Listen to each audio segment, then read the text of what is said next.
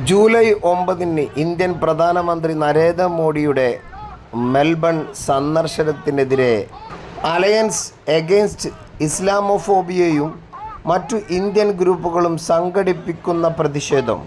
മോദിയുടെ മുസ്ലിം വിരുദ്ധത, വിദ്വേഷം, ജാതി അടിച്ചമർത്തലുകൾ, ആദിവാസികൾക്കും ഗോത്ര അവകാശങ്ങൾക്കും നേരെയുള്ള ആക്രമണങ്ങൾ, വിയോജിപ്പുകളെ അടിച്ചമർത്തൽ, സിവിൽ സമൂഹത്തിനും പത്രസ്വാതന്ത്ര്യത്തിനും ജനാധിപത്യ സ്ഥാപനങ്ങൾക്കും നേരെയുള്ള അക്രമങ്ങൾ, കാശ്മീരിലും മണിപ്പൂരിലും മനുഷ്യാവകാശ ലംഘനങ്ങൾ എന്നിവയുൾപ്പെടെയുള്ള വെറുപ്പ്, മതഭ്രാന്ത്, പീഡനങ്ങൾ എന്നിവയ്ക്കെതിരെയാണ് പ്രതിഷേധക്കാർ പ്രതിഷേധം കടുപ്പിച്ചത്.